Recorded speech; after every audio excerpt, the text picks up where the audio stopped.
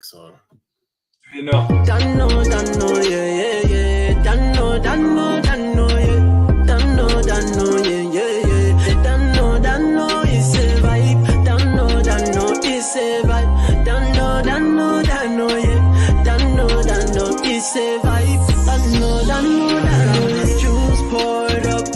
And I know it's a vibe. Like rolling with a animal vibe. Dano, yeah, yeah, yeah. Dano, yeah.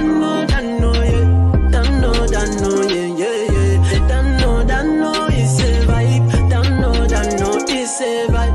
Dano, yeah. Dano, it's a vibe. Dano, the juice poured up. And I know it's a vibe. Like rolling with a animal vibe. big up everybody. It's your boy Dejispurs in the building. I'm not gonna lie, I need to give an apology because I've been on a hiatus because I was absolutely royally pissed from the Aston Villa game. I'm gonna be shameless and tell you that I weren't planning to come on to Spurs get a decent result, but we saw my club under Postecoglou do the unthinkable and do bits to Man City. You don't know the only look. I wish we could play City every week. But before we get into all of that, I got my homeboy James in the building for the Tottenham v West Ham pre-match preview. James, welcome to the show, and how are you, mate? Thank you very much, man. It's an honour to be on this. You know, I've heard so many things. I've watched your show, so yeah, it's great to be here, man. And yeah, I'm looking forward to it. Looking forward to getting into it. Thank you, James, my bro, and it's a pleasure to have you. You know, we've talked about it for several months, and for it to be finally happening really excites me. I can see there you're sporting that little pillow there. Who is that supposed to be? It's Mikel Antonio lifting up himself, a cardboard cutout of himself when he broke the Premier League or West Ham's Premier League top goal scorer record. So, you know, yeah, repping the boy. Love him. Love him. Mad. Like a true West Ham supporter. And we're probably going to get into it because we're gonna look at the pre-match and the kind of player preview. James, I think let's not waste any time. I just want to find out a bit about you quickly. Okay. West Ham, why? How did it? You know, where did that all come about? Oh, mate, my mum was born and bred Green Street. So, and my dad was Dagenham, so very, very heavily East End. Yeah, we moved to Essex when I was very, very young, but yeah, it was sort of East End all the way. So I didn't really have a choice, to be honest, mate. I think if it had been any other London club, I would be in big, big trouble. My granddad, funnily enough, was a Tottenham fan, but yeah, my dad and my mum weren't having any of that. So yeah, it was West Ham through and through, and yeah, man. I mean, obviously, you know.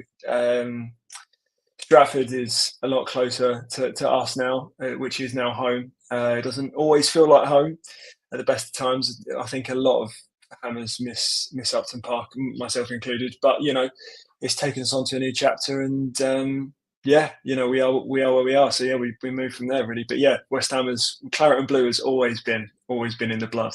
Claret and blue in the blood, and it's funny because you talk about the kind of London stadium. You know, Tottenham were kind of, once upon a time, we were going to battle you for that stadium. You are making a bloody hefty profit from that stadium yearly. I think you guys pay like $2 million rent or something. Yeah, which is like man. a kind of thing, but fair play to you.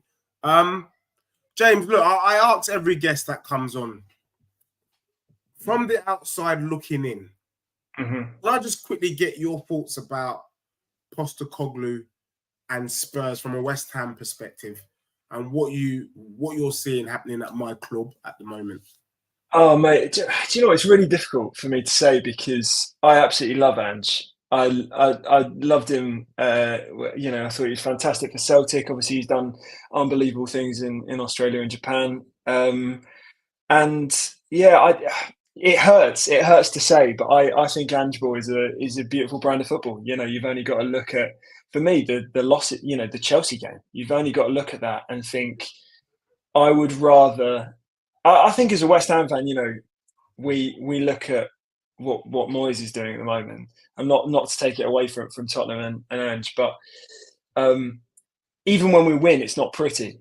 And I think you had a very, very similar situation with Jose, with Conte, that brand of football that is win at all costs. Whereas now, actually, I think you've got a manager that isn't necessarily win at all costs. It's play our way at all costs. And if we win, great. If we lose, never mind, on to the next. And I just think that it just feels like the excitement is back at Tottenham. You know, that kind of exciting high press, high line football is back, and it seems unbelievably exciting for the fans. I've got a lot of Tottenham mates, and they say, you know, they're desperate to go. They you know, they weren't desperate to go and see it live. They weren't desperate to put it on the telly, but now, you know, they can't get enough of it. And I think you go into every game where Tottenham are on telly and you kind of think to yourself, I don't know whether they're going to win, I don't know whether they're going to lose, but I know it's going to be bloody amazing to watch. And for me, that's what the Premier League's all about, right? So I think you're in a wonderful position. I don't necessarily know, you know, I think you started so unbelievably well. And to be honest with you, I don't think a title push is what it looked like that at the start. For me, Dej, I'm sorry, mate. I don't think it is going to be a title push this season. Shocking. But having said that, I do think that what you are getting this year is what a lot of teams are crying out for, which is just attacking, exciting football. And also, he's bringing players through and he's coaching players that you all thought were deadwood, and they're not. You know, look at Lo Celso in the last couple of games. You know, you've only got to look at the start, Bissouma, Sarr, you know, Udogie, all these guys. They look unbelievable. And recruitment as well. Vicario, what a signing he is. I mean, I honestly think at the moment he's the most informed goalkeeper in the Prem. To be honest, I think he's unbelievable. So yeah, there's my very unbiased review.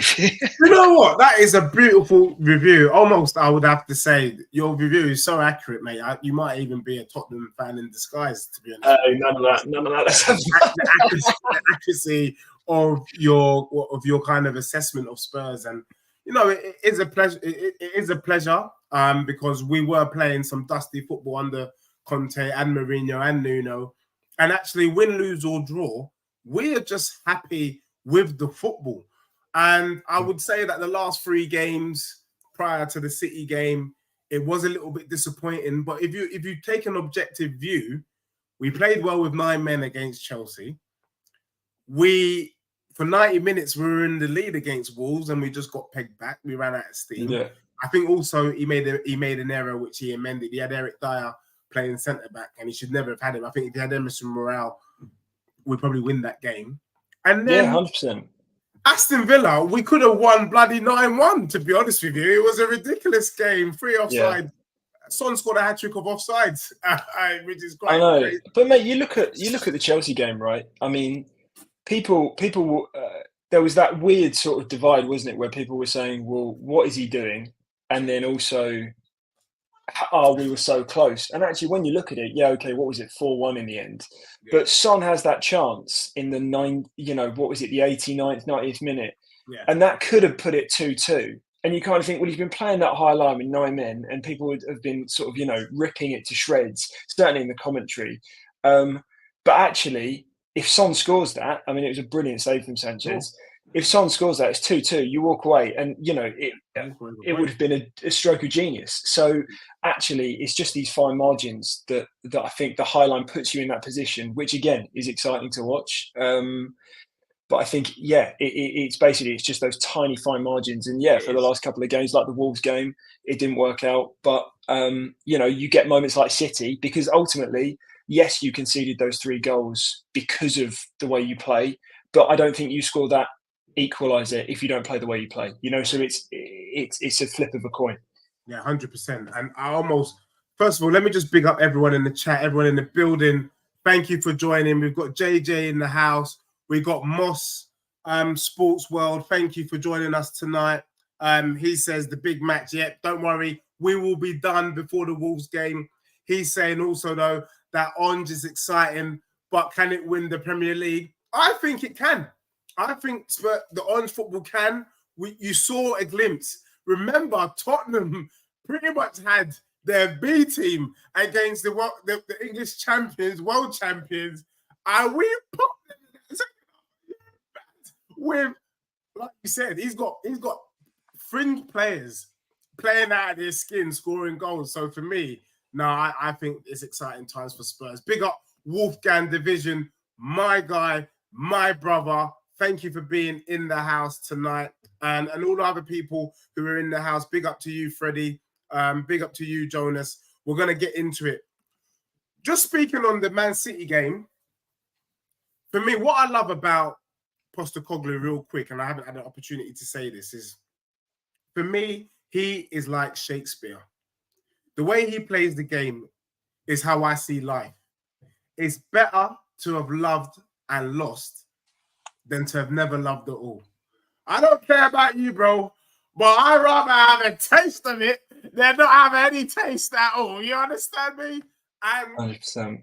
you know, you talked about the fact that we played 4 fullbacks against pretty much a fully strength Man City side. The only person missing was Kevin De Bruyne. Yeah, let's just understand the deepness of this. It's not at White Hart Lane, it's at the Etihad. We scored 3 goals. And let's be real, 2 of the goals was even our fault.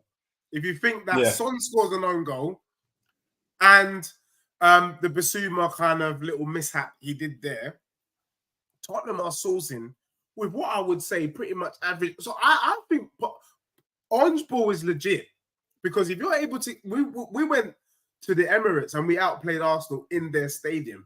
The only thing that has hampered Spurs this season, if we're brutally honest, is the injuries. That's it. Yeah, man.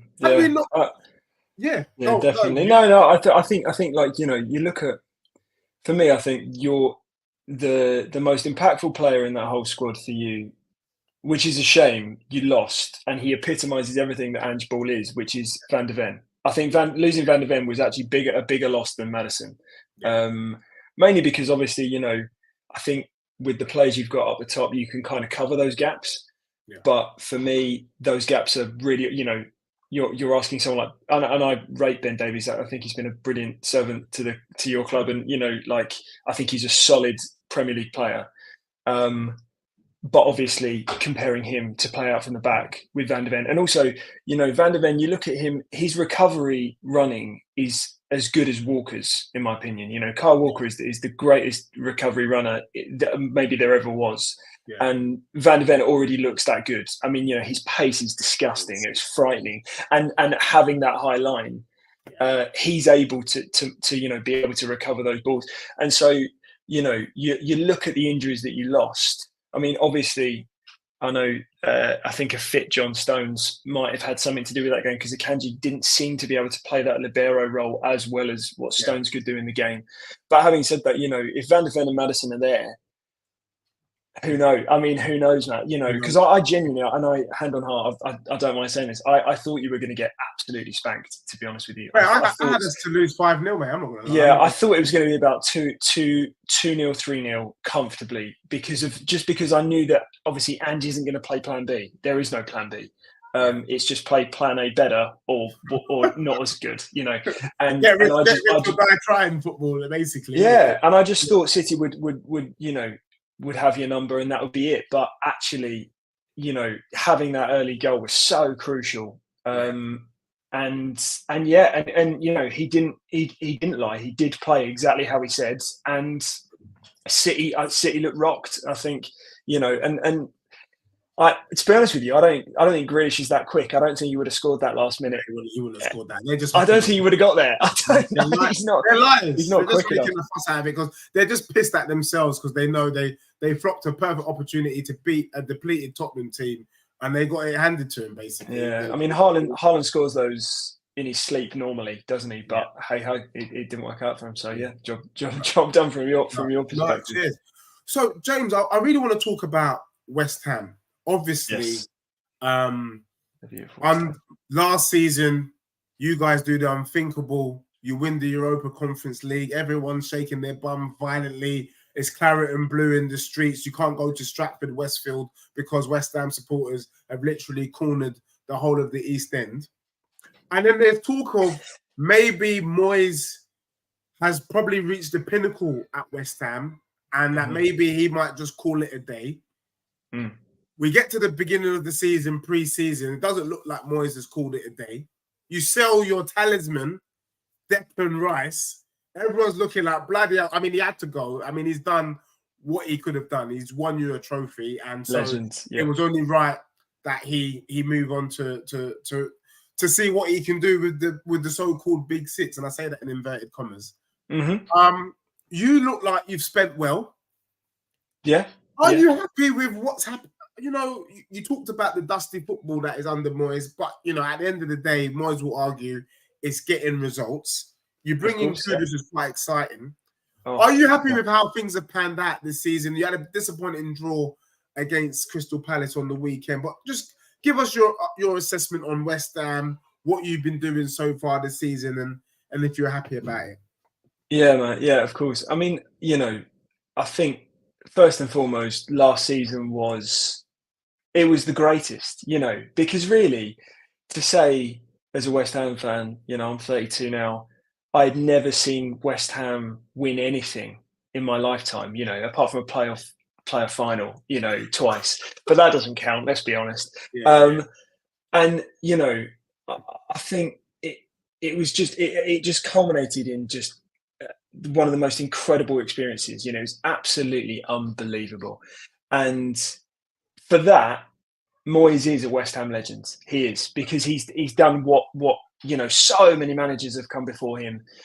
43 years since our last trophy. I think it's 51 since a European trophy. So, you know, it's just unbelievable. So it was always going to be difficult coming into this season because, you know, we sung the song, you know, 10 more years, Declan Rice, but we knew that I had a small glimmer of hope. Maybe he might just do one more year.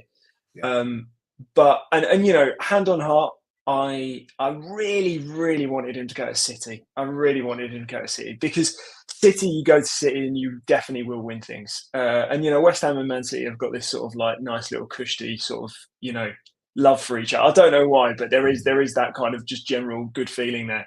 But going to Arsenal hurts. It kills. It kills. I absolutely hate it. But you know, for me, he is a West Ham hero. I think I would probably put him in the bracket of legends. Most people would say, well, legends stay, and I agree with that. But in modern football, I don't think you don't get a Mark Noble anymore. I don't think. But so going on to this year, I think it was always going to be difficult. I think we have bought well. You know, we've got Tim Steidten, the new director of football, took him from Leverkusen. You know, I heard Spurs were interested in him at one point. But I was, you know, and I think what he's done, because there was a lot of unrest apparently in the summer. There was a sort of talk that him and Moyes didn't seem to have the same targets, and there was sort of a lot of friction there. And I think a lot of West Ham fans will probably say, well, in that situation, we'd always pick the new man because the new man is exciting, he's young, and he actually wants to kind of overhaul this next chapter of West Ham and actually, you know, put us in a position where, okay, yeah, we're not winning the Premier League, but we are in a position where we are competing for things and we are, you know, in the top 8 every season. You know, that's kind of, I think, where we would love to be, top 6, top 8 every season. And I think he's bought what, you know, Kudus is absolutely incredible. I mean, I loved watching him at Ajax. The man, he's frightening, man. He is. What a talent. Where did you get him from? Was it PSV or Ajax? Ajax. He came from Ajax. So did our other signing, Edson Alvarez. Both came from Ajax. He's good. And he's a defender, Alvarez, is he, or midfielder? Yeah, man. He's the DM. He's basically what I think they thought was we can't replace Rice with one player. So I'll tell you what, we'll get 2 players, and we'll get Edson Alvarez, who does the defensive work that Rice did, and we'll get James Ward-Prowse, who, you know, kind of plays that deep line playmaker role, sprays balls about, you know, and obviously the set piece specialist element is just an added bonus. Like he's David Beckham in 2.0. Oh mate, he's so good. I mean, you know, and the thing is that West Ham, we are known for being good set piece. Especially, we score so many goals from corners. We've scored so many goals, because of the height presence. We've got people like Souček, Zuma, Aged, those guys, they can get up there. And so to have someone who can literally just put it on their head has been brilliant. And, I think he's one of the top assisters this season as well. So from a business point of view, I think it's, it is in a good place. Mavropanos, I like him. I think he's good.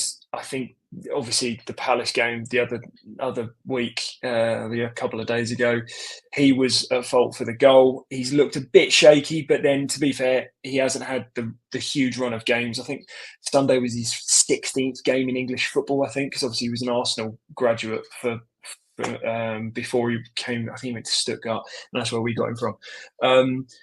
So yeah, I think all in all, business was good, but obviously, you're never going to replace Rice. And I just feel as though, for me, we're at this real difficult period where Moyes has only got 1 year left on his deal. His deal runs out in the summer. And I think that he probably will walk away. He'll either walk away. I don't think he'll want to walk away, but I think they will probably say to him, thank you so much for everything you have done. You are a hero. You reckon? But it's time to go. Yeah, I think the only way he doesn't leave, is if he gets Europe again, whether that be winning the Europa League or getting us top, 8 again. I think that's the only way he stays, because doable, though. You're ninth in the league at the moment. It is doable. It's not far. Yeah, definitely is. But I think the trouble is we're at this period where we've tried to move on. We've tried to, attract players, and we've got, players like, Jarrod Bowen's just signed a 7-year deal. I think he could play for most of the top 6, if not all of them, bar City. I think honestly he would be welcome. We'll have him at Spurs, definitely. Him and Paqueta. He would never stoop so low. He would never stoop so low, But then you got Kudus, you got Paqueta. These players. I mean, Paqueta is he's wonderful to watch. He's so exciting. What would you describe? Sorry, James, just to cut you there. Yeah. Obviously, I haven't watched too much of the games. I know Paqueta is in the Brazilian team, and I was wondering, because did he come from Marseille? He came from the French league. Leon. Yeah, he came from Leon. Yeah. But what style? Who is he like? Because I can't help but think there's a bit of a Kaka in him. Do you know what I mean? Is he a bit Kaka-ish, or is he? Do you know what? Yeah, or is he like an Alonso type kind of thing? I don't know. I'm just getting those kind of vibes. Yeah, I mean, to be honest with you, mate, he is a beautiful blend of a lot of players. I think when we bought him to play the 10 role. We bought him to play the Kaká role, the centre attacking midfielder. And I think that's what Moyes thought he was for a very long time. But actually, the position that he plays for Brazil is the 8. He plays the box-to-box. Okay. But obviously, it's not Brazilian. A Brazilian box-to-box isn't just a box-to-box. It's not a kind of an engine who runs around.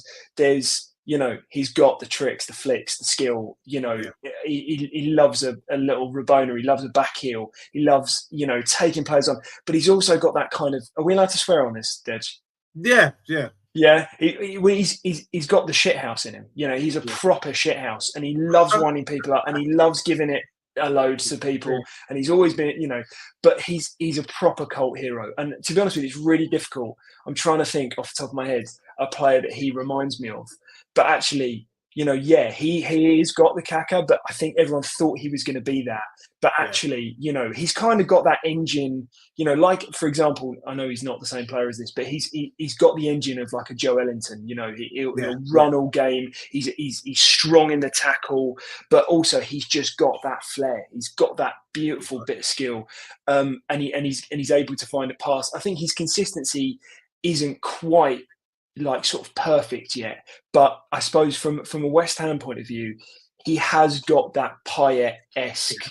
Yeah, I was going to say Payet as well. That flair, that kind of. I think the thing with Payet though is Payet. We knew that as soon as you give the ball to Payet, Payet can make something happen every single game, and he was so consistent. Paqueta isn't quite that yet. I don't know whether he ever will be that. But you just look at him and you think, yeah, I can totally see why City wanted him in the summer, because he's so versatile, because he's got so much in his locker. He can do everything in midfield if you want him to do that. But the trouble is again, it's Moyes' rigidness in his tactics that frustrates me big time. You know, he's because we've kind of got this thing where, you know, Ben Rama celebrated his 150th appearance for West Ham already. Yeah, man. And it's crazy, right? But he's only got goals and assists. He's only got 43 goal involvements in 150 appearances. And 9 of those are penalties, right? So you kind of think for a left winger in the Premier League, we bought him from Brentford. He looked unbelievable. And to be fair, he is a wonderful player. But he doesn't have that pace. He doesn't have that decision-making that's instant. And so I think he's got this real, and it's safe to say, I think Moyes has never warmed to him. So you've kind of got that problem. And then you've got, you know, I like Maxwell Corner. I think he's a really, really good player, but for some reason, he just doesn't get the minutes. So we've sort of had this weird thing where Paqueta's sort of been playing this kind of hybrid left wing 10 role where it's quite narrow, but essentially it's just, you know, sit deep, low block, soak up the pressure, and as soon as we can, just break. Now, the injury to Antonio was a tough one. Yeah, I was going to get into that. So he's definitely out for the game. Oh, mate, definitely. Yeah, 100%. I think I could be wrong, but I think he's out. They said he's out for the Christmas period. I don't think he'll be back till January. So we've sort of been, you know, everyone's been calling for Divin Mabama, who got his first start in Europe the other week. And you know, obviously he got his goal when he came off the bench, first Prem goal. And you know, he looks a brilliant talent. But obviously, I don't think that 19 leading the line is going to work. So he's sort of been no. I mean, I can't wait to see him. But I think you know, it's not right yet. And he's been playing Bowen up top, and Bowen can do that job. You know, he did it at Hull.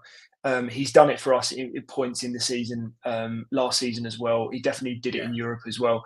But the trouble is, you know, when our backs are against the wall, we do have this habit of just booting it, of just clearing our lines, just getting rid of it, no playing out from the back, no mucking about, just boot it.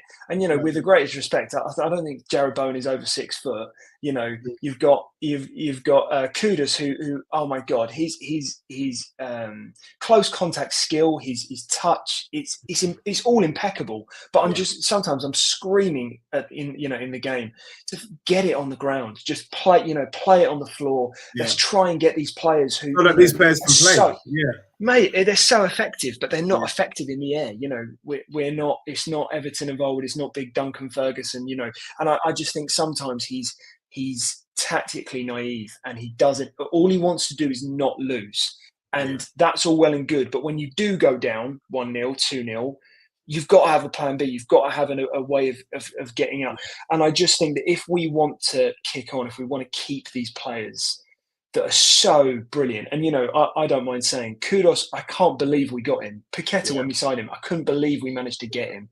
So, you know, if we want to be able to kick on, there's a reason that players like Sebastian Haller, there's a reason that players like, you know, those strikers that we've had. Oh man, Haller was amazing. Skamaka, obviously, you know, we bought them for big money. We sold them.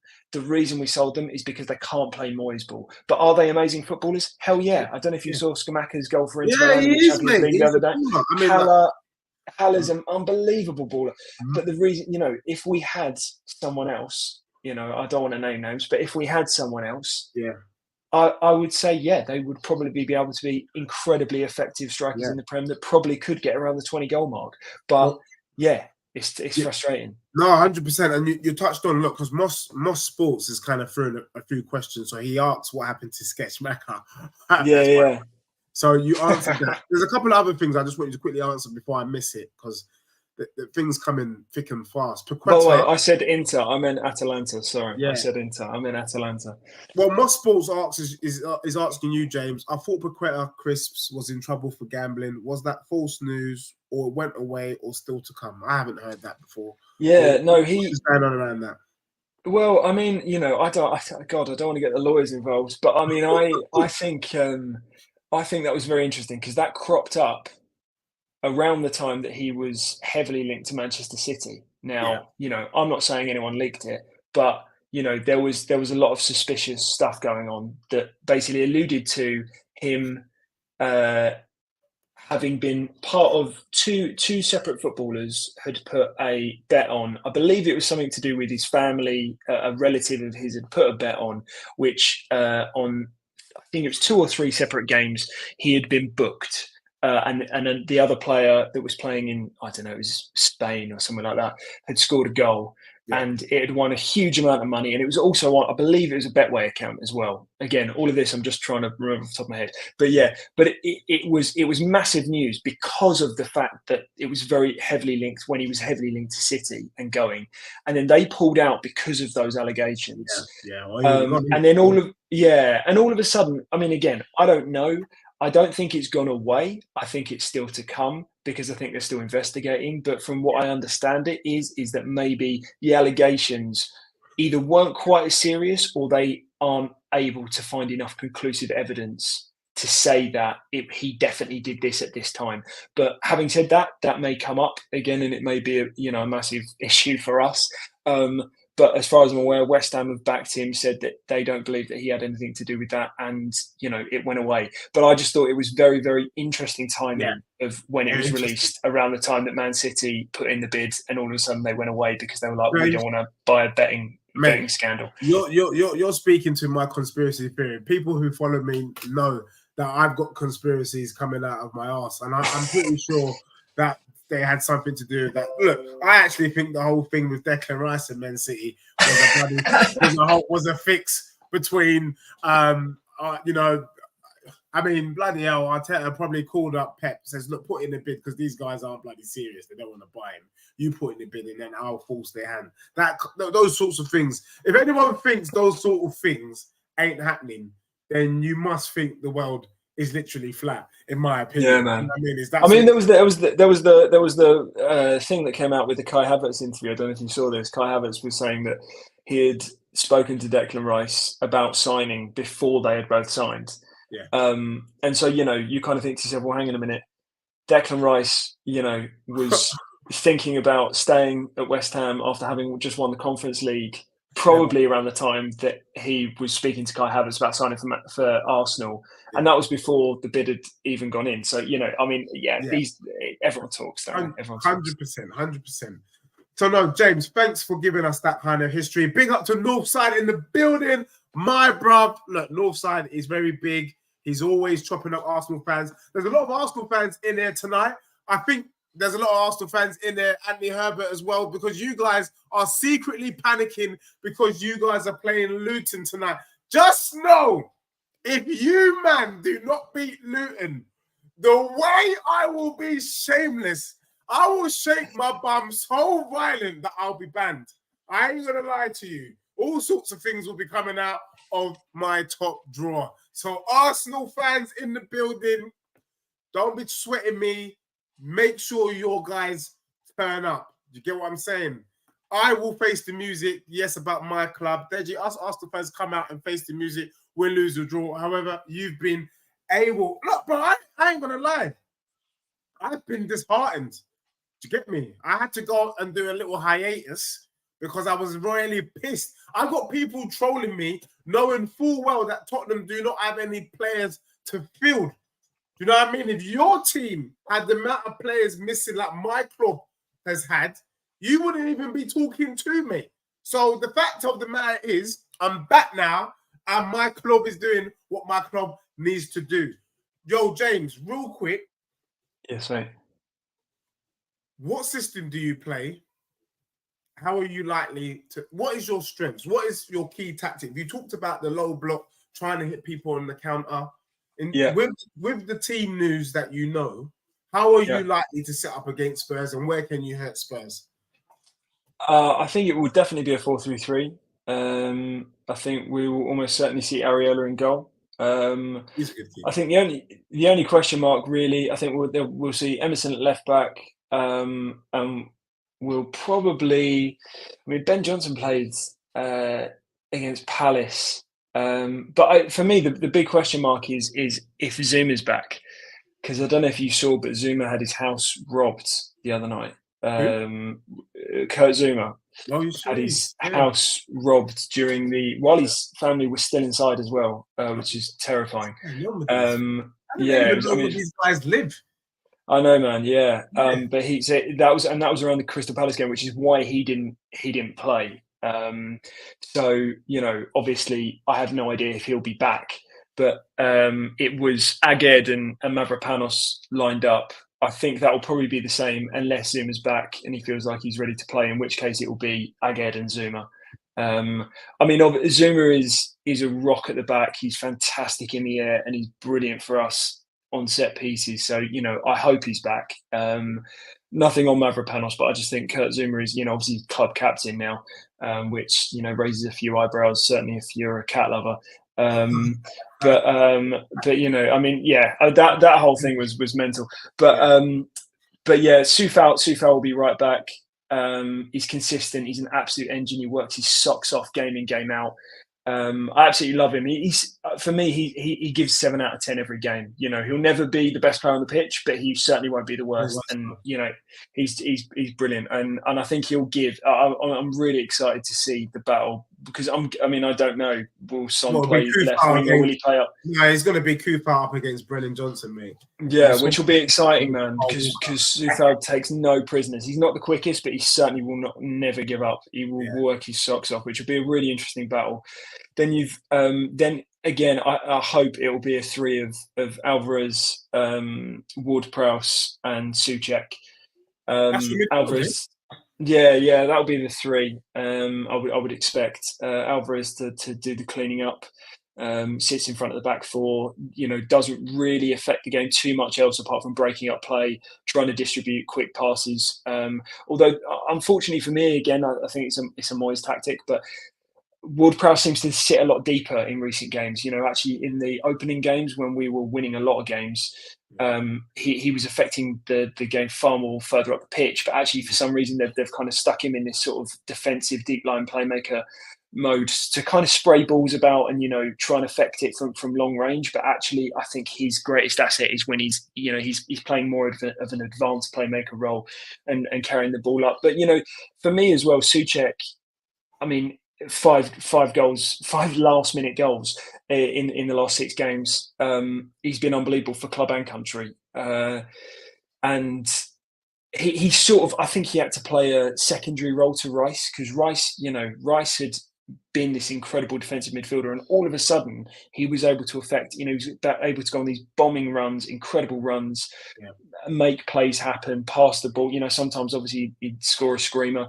And I think because of that, Souček had to sit back. But now Rice is gone. Souček is kind of turning into Souček of old, the Czech Yaya Toure, we like to call him, where he's able to kind of get up the pitch, affect the play, and I think he is guilty again of not really having that pace on the ball, that ability to kind of make quick decisions. But again, he's a consistent player. He's been an absolute rock for us, and he's bled for West Ham more times than I can even begin to imagine. So he's brilliant. And then it'll probably be a front 3 of Jarrod Bowen up top, Kudos on the right, and then Paqueta playing this kind of strange hybrid sort of 10 left wing role.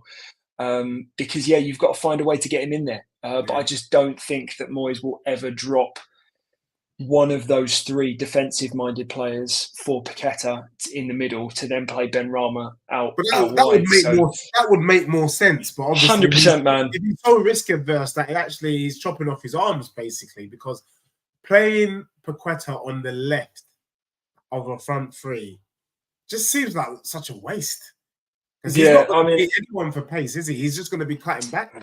Yeah, exactly. For me, he is far more effective in the middle, and I would love to see, and again, who do you drop? You're not going to drop Alvarez unless you put Souček or Ward-Prowse in that holding midfield role. But then, to be fair, again, you lose their qualities of what they can do, and Alvarez is out and out a defensive midfielder. So really, the likelihood is you're going to keep Ward-Prowse on for the set pieces, so you're going to drop Souček. And for me, I don't think he deserves to be dropped. But having said that, I probably would drop him if I felt that we had a left winger that was capable of definitely making a decision. If we had a Kudos, a similar level of caliber player to Kudos on the left, I'd say, drop Souček because that you're going to get something on the left wing. But the trouble is we can't guarantee that. And so I think that's why he sticks with him because you can't put Paqueta on the bench. He's too good of a player. So yeah, I mean, for me, that is how we'll line up. I might be wrong on that, you know, injuries and stuff, but that's how I expect us to line up. I expect us to be extremely dogged. I expect us to try and rustle a few feathers and make it a physical battle. And you know, let's be real, man. And I don't mind saying this. This is our cup final. We love this fixture. I was gonna say, what is it? We love this fixture. What's your bloody problem? What's you guys' problem? We don't give a damn about you, man. You guys just always turn up. I'd rather you turn up against the way you guys are shameless and literally turn over and pull your pants down and let Arsenal spank you. And then you want to we try. Cup final against Spurs. What's your problem, mate? I don't know, man. I can't lie. I love it. I've been to so many games of West Ham Tottenham, and we've won more than you know I would expect us to. My favourite being the 1-0 Lanzini at home, not the 3-3, not the 3-3. Is he still there, Lanzini? No, Lanzini. No, bless him. His contract came to an end, and we went back to Argentina, went back to River Plate. But man, he was a cult hero. I absolutely adore Lanzini. But yeah, man. I mean, obviously, you know that goal. He scored a lot against Tottenham, but that 3-3 goal was just. I mean, it's just one of the best goals ever. I mean, that got me through lockdown. That one goal alone. I hate you guys. Sorry, Dave. Let me just hit the comments real quick. Yeah, go. Anthony Herbert is here being shameless and a disgrace. Anthony Herbert, you're a disgrace for this comment. He's saying that Luton's a good team. Liverpool and Tottenham struggled against them. I don't want to hear. Look, don't be preempting. I don't want to hear no crap. If Arsenal can't beat Luton, you cannot be taken seriously. Honestly, I don't give a damn if you're top of the league. If you, man, don't beat Tottenham went there with 10 men, we spanked them. If you can't beat them, then you guys are a disgrace. And there will be no point in Arsenal Manic. I mean, Arsenal Manic, how rude is this? Who would finish higher? Arsenal or Liverpool? Liverpool finishing above you, man. They're much better than you. I'll rate Arsenal. Arsenal are an unbelievable side, but Liverpool look like they smell blood this year. They look like they want it. Liverpool are sourcing, and the way Arsenal fans are shaking their bum for Basmati Rice. I mean, I know Declan is good, but bloody hell, mate, he's turned into the Messiah for Arsenal. I was like, give me a break. Give it a rest. Declan is quality. He is good. But that Arsenal team is actually, when you really peel behind the veil, it's quite dusty, to be honest. They're quite dusty. They just haven't gone through a bad patch. And we know that Arsenal are guaranteed a bad patch. Just like Spurs can sometimes be Spursy, you're guaranteed that Arsenal can be Arsey. And it is an absolute pleasure. Anthony Herbert, will Tottenham finish in the top 4? Of course they will. You've seen enough from my club to know that Tottenham is worthy of a Champions League spot right now. Arsenal Manic talking about Chelsea going to catch some teams. Yeah, but my team is not involved in that, mate. So they can catch whoever they bloody want. Top eight, Chelsea. My team. I think it's going to be a very tricky game. Like you said, it's always a cup final. I think where you've got Spurs is the aerial battle. You know, the Ogbonners, you know, your defensive midfielders, Ward-Prowse, free kick. But one thing I can say is that if that Tottenham team, we should have Pape Sarr back. We should have Basuma. Basuma played against City, but I think the shackles would have loosened. Pape Sarr will be, and Romero. That makes a big difference. The fact that Romero's a big one. Romero's a massive one for sure. Honestly, it is massive. And let's be real, Bowen or Kudus, they don't want it from him, mate, because he will literally tear heads off. And Paqueta will have it with Romero. I don't know if you noticed. That'll be a tasty battle because he will not take any shit. I don't know if anyone's noticed, but there's a little thing, you know, like we know that there is legit beef between Argentina and Brazil. Mm-hmm. You saw it just recently in the last internationals. I think they had to cancel the game. Yeah. When I see Premier League players, literally, Lo Celso was shaking his bum violently in front of Edison on Sunday, I can see Romero trying to take out Paqueta. I've been seeing a 100%, lot of man. dirtiness going on between the Brazilian and Definitely, Argentinian. man. And also There's so many he secrets will out. have no doubt diving. You know, not saying dive, but if Romero gives him anything, a sniff, he will go down. And I wouldn't be surprised if we see a pen or a red card in this game. I think You reckon? definitely, yeah. I think a red card or a pen. I don't know what, but I just think that the only way we are going to win the game, I think, is if we go toe to toe physically with you.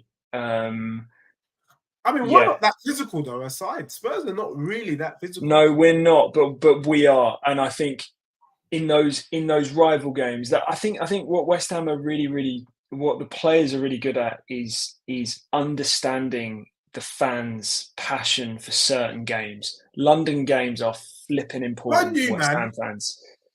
They're so important. No, the only London game you guys turn up is Spurs. Don't bother, because all other we turn up Chelsea. We turn up Chelsea. We turn up for Arsenal. I mean, I agree. Obviously, the Rice has made the Arsenal game far more spicy than it ever has been. I hope so. But there is blood with Tottenham. There is definitely blood with Tottenham, and yeah, I just think it's going to be exciting. My only thought is that with us being at times, not always on a good day, a prolific counter-attacking side, I think Kudus and Bowen could exploit that high line if we're clinical. Only in the sense that has he got pace? Yes, pace to burn. That for me, that's the only thing. He's up against you. Mate, 100%, and that's going to be, again, that side is going to be so interesting. Soufal against Brennan Johnson and Udogie against Kudus, they're going to be brilliant. Honestly, I can't wait to see that, because, yeah, I just think if they're, if they break that line and Bowen's 1-on-1, I mean, we saw it in the Conference League final. Bowen can finish 1-on-1s comfortably. He can, if he's got a man on the shoulder and he's bearing down on goal, he can take those moments. So yeah, it would be interesting. I'm gutted that obviously the big man Antonio isn't playing, because again, he loves it. He loves a goal. He loves a goal because he is a handful. For me, when I look at Antonio, I just think not quite Drogba, but like when you hear defenders, Rio Ferdinand, John Terry, Carragher talk about the one striker they didn't want to play against, they would always talk about Drogba, because this brother will let you know he's in the room. And I think Mikel Antonio, when he's on form, he is unplayable. The problem is getting that level of consistency out of him week in, week out. He will turn up one game and then he'll go missing for 3 games. You just hope he goes missing in the game he's playing you. That's how it kind of works. I know. Yeah, I think sadly, I think he's what, 30, 34 now, 33. I think he's coming up 34. I think his best days are behind. He's lost. I mean, he's explosive pace wise, but I think he's just lost that extra sort of yards of pace. He's still quick, don't get me wrong, but he's not as quick as he was. And I don't think he's going to be the striker that we want him to be anymore. But having said that, he's still a perfectly brilliant Premier League striker. He'll do a job for anyone. Well, not the top 6, but he'll do a job for most Premier League sides. But I just don't think he's quite that guy anymore. Well, James, Boris Britt seems to think he goes missing to do his bloody podcast with Callum Wilson. Yeah, I wish. To be honest with you, I do wish that with Antonio. I do kind of wish that he would just do. His form's sort of gone down the toilet since he said some bad words against Richarlison. To be honest, I mean, let's be real. I just wish that he'd spend a little less time talking off the pitch and do a little bit more talking on the pitch. I think he needed. Actually, I think he needed a little bit of humbling, and I think he got that, because obviously Callum Wilson gives him stick all the time now. And, he even took a week off when Newcastle smashed West Ham.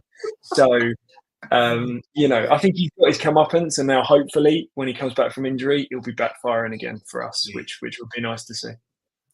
The one quick player that I wanted to talk about, who's left back? Is it Cresswell still? No, mate, no. It's Emerson Palmieri. Emerson. He's boy. He's a brilliant player, man. He's kind of revolutionised that for us, because to be honest with you, Cresswell sort of, again, he lost his pace.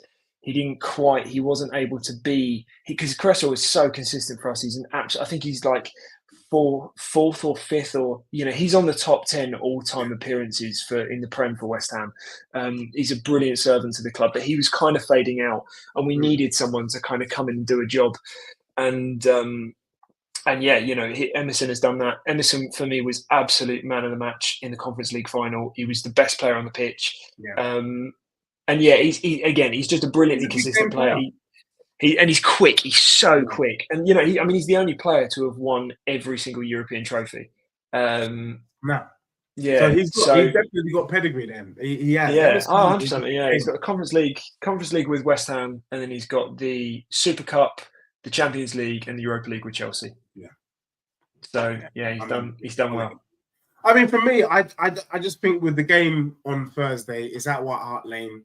Obviously, Tottenham are riding off the draw against City. That draw was like a win for us. Given the circumstances, I think it's a big lift because that's probably the most depleted we will be this season. Romero's back now. Pape Sarr's back. Udogie, is back in the building.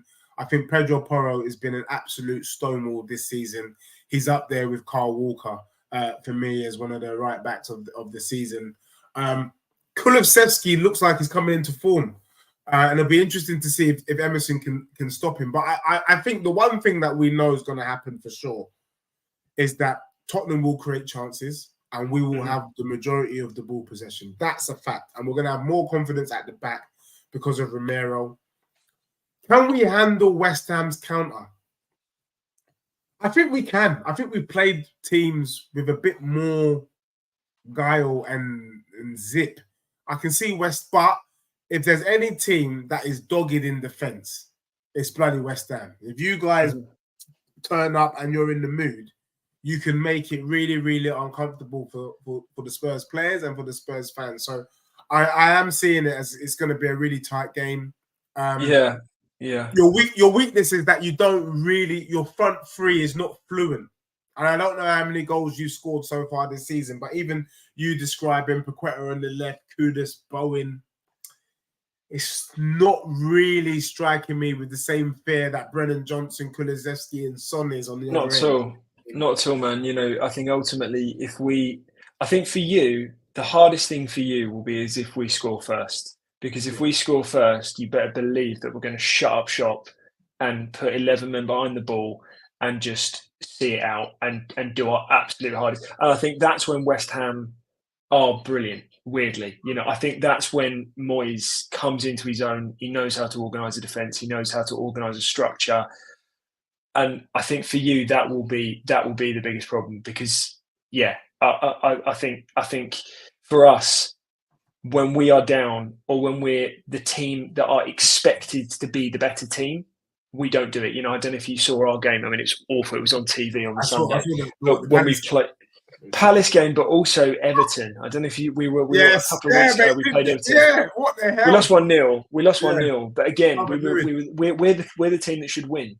And when we're the team that should win, we don't. And I think it's purely because we are so used to being the team that soaks up the pressure, that soaks up all of the chances, all of that bombardment. We can take it, and then we break, and then we go for it. But if we're supposed to be the team that's going to have the possession, going to sit with the ball, have the ball, we can't do it. We cannot be that team at the moment under Moyes. So I think for us, you dominating the ball is going to suit us. We won't play out from the back. Your high press, I don't think it's going to do much because we will just boot it. We will just clear the line. Yeah, this guy's taking us back to 1999. Mate, honestly, I really think you'll probably have 60% possession or over, definitely.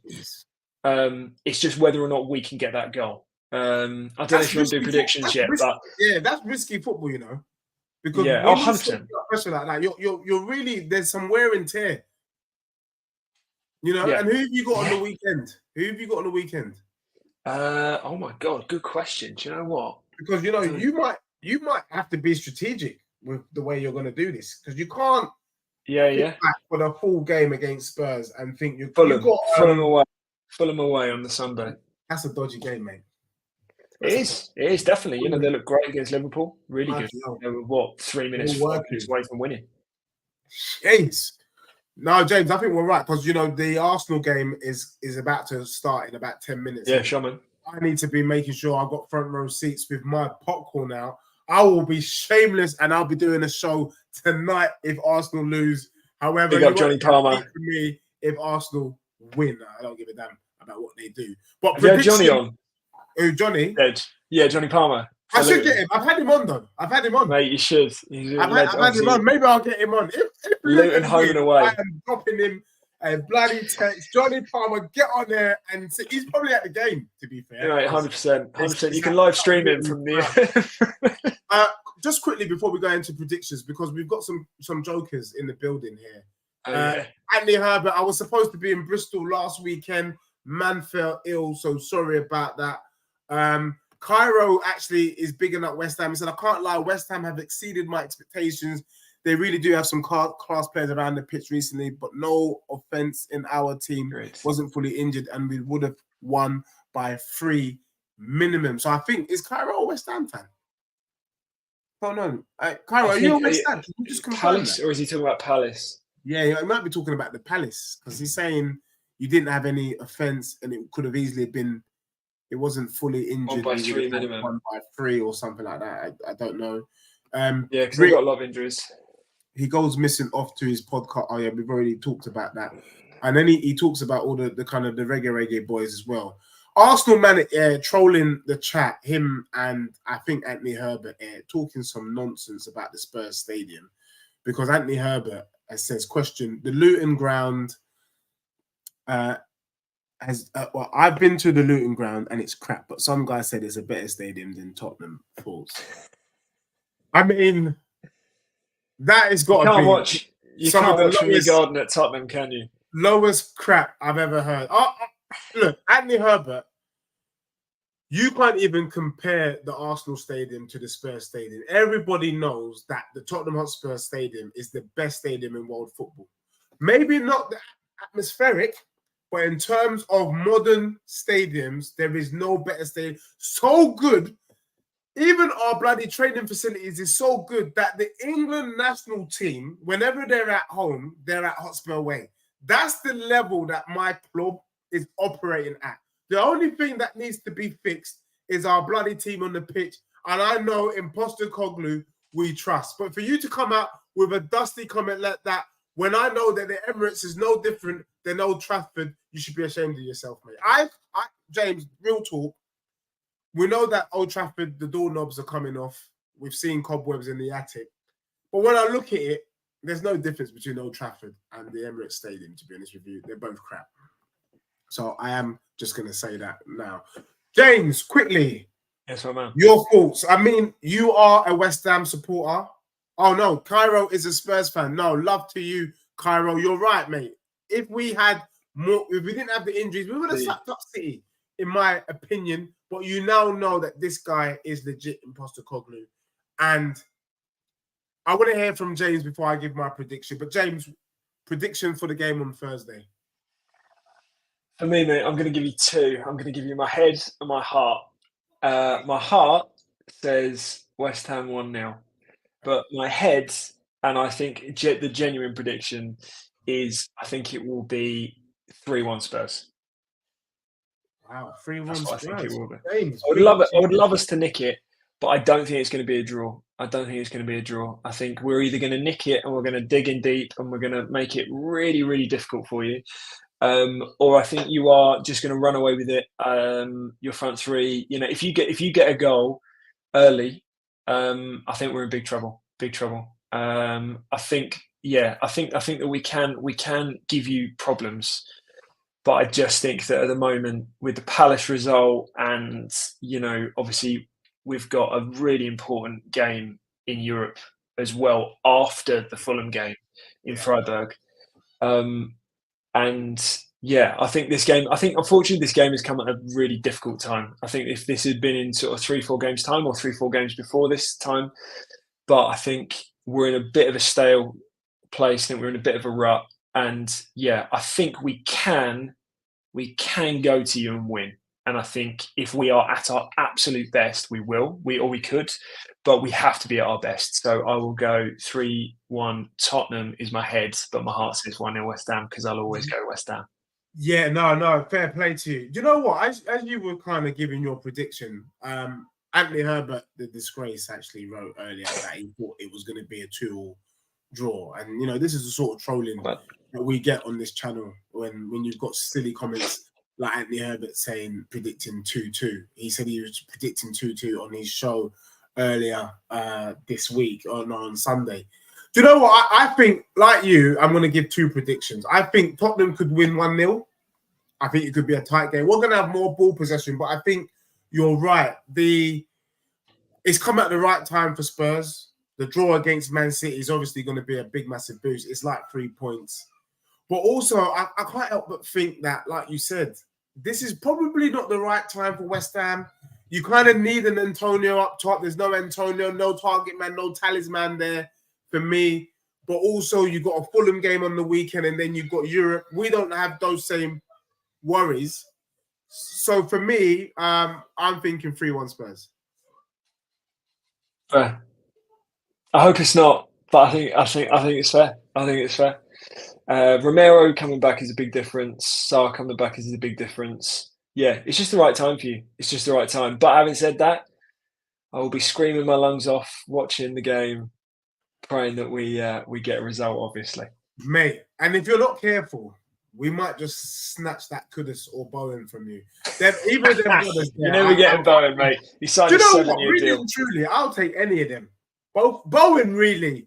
I could see him doing a Jermaine Defoe, to be honest. I could see him just leaving you guys at the end of the season and coming to Spurs. Mate, why not give that? We wanted him, and then we just bloody sat back like donuts and allowed you guys to take him. The one positive thing I will say though, and I agree with one of the comments in the chat, is that you guys are trying to buy some good players. When you look at it, Bowen, Ward-Prowse, Kudus, Paqueta, you are wanting to play football, even though it's almost like Moyes' heart is, I want to play football now, but then it's like I want to play the lottery, but I won't. I just want to do it. You know what I mean? It almost feels like that, and something's got to give.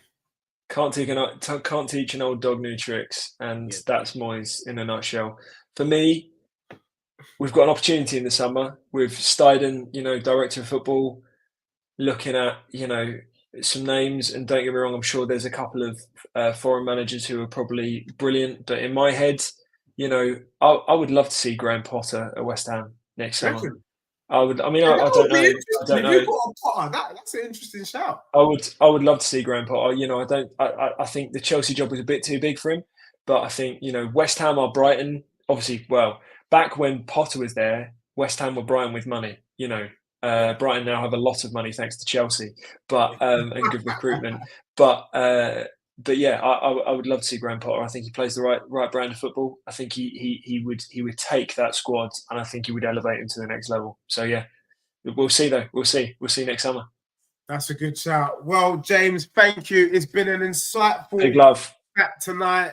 West Ham, mate. Thanks for having me on. Pre-match preview. You heard it here first. James is going with his head.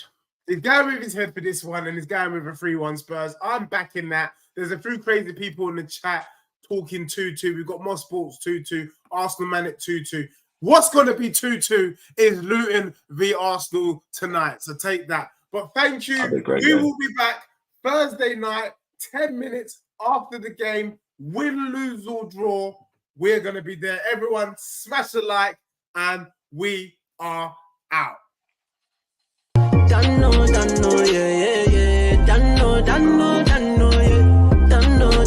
yeah. Dano, it's a vibe. Dano, it's a vibe.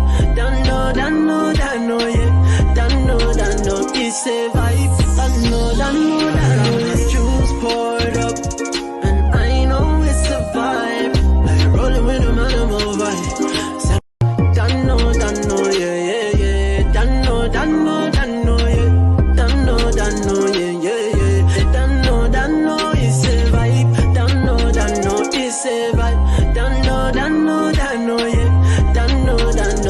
it's a vibe.